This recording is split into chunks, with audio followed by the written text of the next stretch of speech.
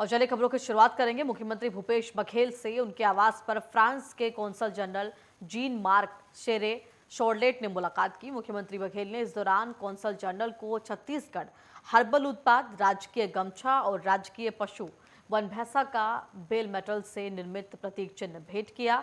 इस मौके पर मुख्य सचिव अमिताभ जैन भी मौजूद रहे।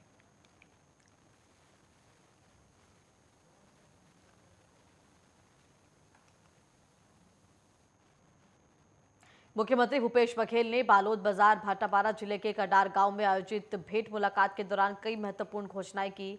सीएम ने करही मेकरी में स्वामी आत्मानंद अंग्रेजी स्कूल, भाटापारा विधानसभा में सर्व सुविधा युक्त मंडी का निर्माण, निपनिया में थाना खोला जाएगा, भाटापारा में इंडोर स्टेडियम का निर्माण होगा, बिटकुली में जिला सहकारी बैंक की स्थापना और कोसमदा से अकलतरा तक सड़क निर्माण, शिवलाल मेहता हाई स्कूल के लिए भवन का निर्माण, साथ ही ग्राम पंचायत अकलतरा के हाई स्कूल को हायर सेकेंडरी में उन्नयन किया जाएगा। इसके साथ ही मुख्यमंत्री भूपेश बघेल ने कई अन्य महत्वपूर्ण घोषणाएं भी यहां पर की।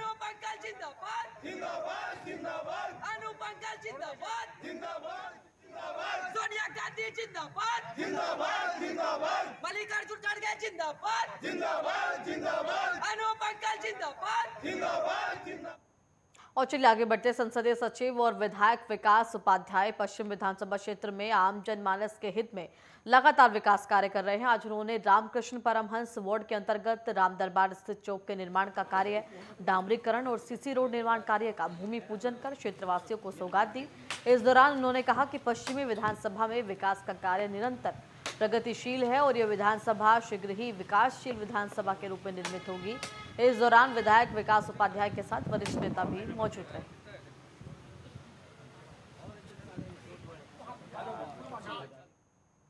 नुआपाड़ा में ओडिशा हेल्थ कॉन्ट्रैक्ट कर्मचारी महासंघ की बैठक हुई, जिसमें नुआपाड़ा, कालाहांडी, बलांगीर व सोनपुर जिले के सदस्य शामिल हुए।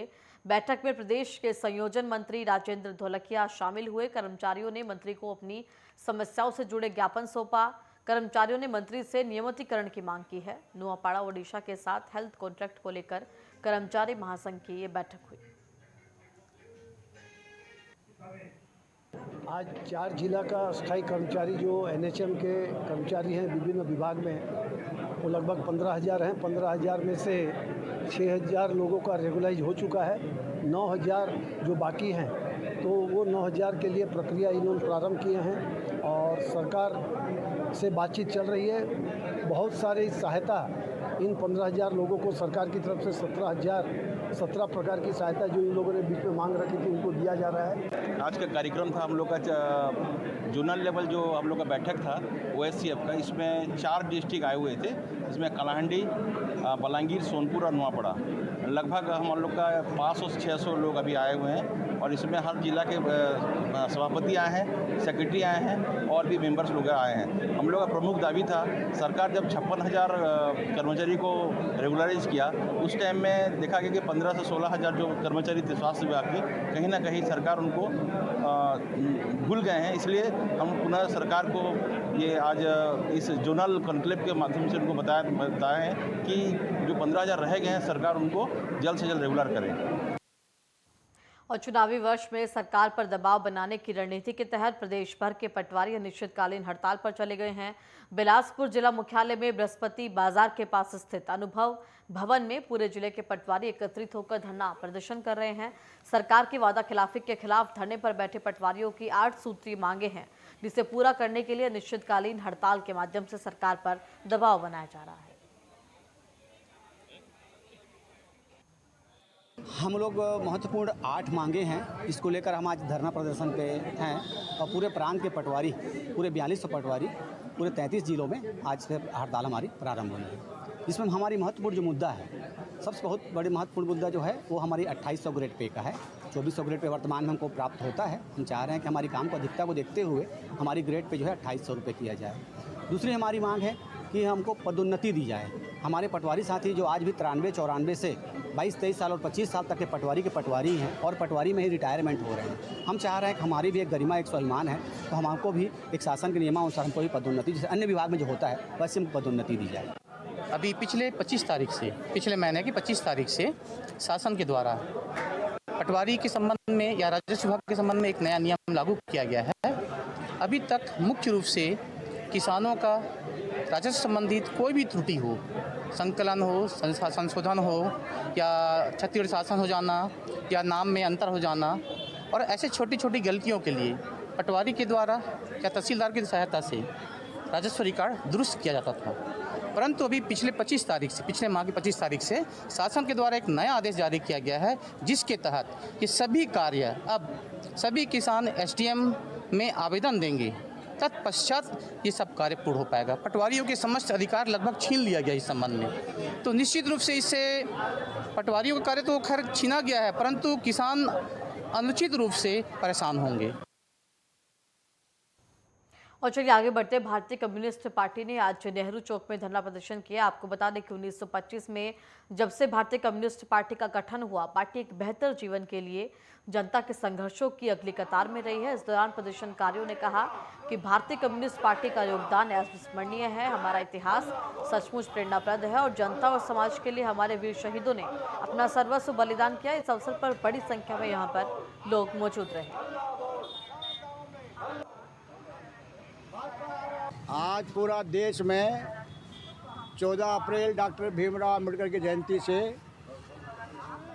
भारतीय कम्युनिस्ट पार्टी का राजनीतिक अभियान शुरू हुआ।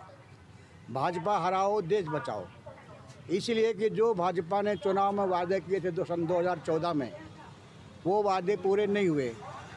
महंगाई कम नहीं हुई, पेट्रोल के दाम 100 के पार हो गए, डीजल 100 के नज़दीक पहुंच गया, गैस 1200 के पार हो गया, खाद बीज दवाई तमाम उनके दाम तिगुना चौगुना हो गया है। और जो 2022 तक सबका घर पक्का होगा, आज भी करोड़ों लोग झुग्गी झोपड़ियों में रह रहे हैं।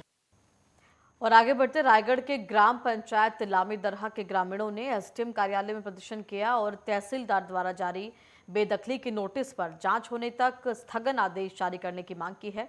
ग्रामीणों का कहना है कि वो उस भूमि पर कई दशकों से घर बनाकर बसे हुए हैं। इन दिनों लामी दरहा में अवैध प्लॉटिंग का काम जोरों से चल रहा है। कुछ कॉलोनाइजर्स के दबाव में आकर उन्हें बेदखली का नोटिस जारी कर दिया गया है। ग्रामीणों की मांग है कि जिन लोगों को बेदखली का नोटिस जारी किया गया है, उनकी जमीनों की सही तरीके से जांच कर ली जाए।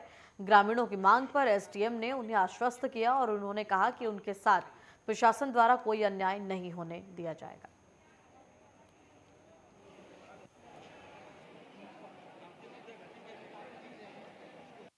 लामी दरहा के ग्रामवासी आए थे। उनकी शिकायत ये थी कि तहसील कार्यालय से उनको बेदखली नोटिस जारी हुआ है और अब अपने मकान में निवासरत हैं और इसको लेकर के वो चिंतित थे।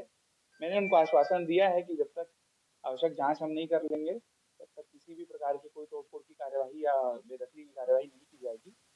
उसमें और भी विभिन्न प्रकार की शिकायतें हैं। उन्होंने कुछ खसरा नंबरों को उल्लेख करते हुए कहा है कि पूर्व में वे बड़े छोटे झाड़ के जंगल मध्य में दर्ज थे, तो उस बात की भी जांच की जाएगी कि यदि वे प्राइवेट लैंड या किसी को उस पर अधिकार प्राप्त हुआ है तो किस प्रकार से प्राप्त हुआ, और जांच पश्चात ही कोई कार्यवाही हम करेंगे। हम लामी दरहा में अवैध प्लाटिंग का जो काम है वो जोरों पर है, जिसके कारण जो है गांव में बसे 20-25 वर्षों से बसे हुए लोगों को बेदखली का नोटिस जारी कॉलोनाइजरों के द्वारा जारी करवाया जा रहा है, जिसके लिए हम सभी आज लामी दरहा के ग्रामवासी, सभी पंचायत के प्रतिनिधिगण, सब लोग हम लोग आए हुए हैं और एसडीएम साहब से मांग किए हुए हैं कि ये अनावश्यक रूप से बिना जांच किए जो बेदखली शासकीय भूमि का जारी हो रहा है, ये अनुचित है और इसको जो है स्थगित करते हुए गरीबों का जो घर है वो ना तोड़ा जाए। और चलिए आगे बढ़ते, जनता कांग्रेस छत्तीसगढ़ ने भ्रष्टाचार के मामले में राजनांदगांव पीडब्ल्यूडी का घेराव किया। प्रदर्शन की सूचना देने के बाद भी कार्यपालन अभियंता के अनुपस्थित रहने पर उनकी तस्वीर के सामने अगरबत्ती जलाकर प्रदर्शन किया गया। प्रदर्शन कर रहे कार्यकर्ताओं ने लोक निर्माण विभाग पर सड़क निर्माण में करोड़ों रुपए के भ्रष्टाचार का आरोप लगाते हुए इस मामले में जल्द से जल्द कार्रवाई करने की मांग की। वहीं इस मामले में लोक निर्माण विभाग के एसडीओ केपी सिंघानिया ने पूरे मामले की जांच कर उचित कार्रवाई का आश्वासन दिया है। जनता कांग्रेस छत्तीसगढ़ जी के बैनर तले आज राजनांदगांव लोक निर्माण विभाग का हमारे द्वारा घेराव किया गया है। बेशरम अधिकारियों को भीषण फूल देकर आज हमने ज्ञापन दिया है।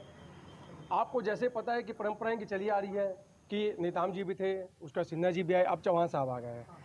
जब भी हम घेराव करते हैं यहाँ पे, जब भी इनके ही साहब यहाँ से रफू चक्कर हो जाते हैं, ये समझ में नहीं आता मेरे को। हमेशा जब भी हम ज्ञापन दें, जब भी रफू चक्कर हो गए, इसलिए हम उनके आज प्रकट होने के लिए यहाँ पे उनका जयकारा भी लगाया, उनका ये नाम से यज्ञ भी किया, लेकिन प्रकट नहीं हुए।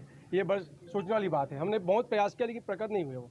आपको बताना चाहूँगा, इनके विभाग के अंतर्गत मामपुर मोहल्ला बराक के तोहे से पलाझारी और खड़गांव से पल्ले मारी, ये दोनों सड़क में करोड़ों की लागत से बनाई गई है।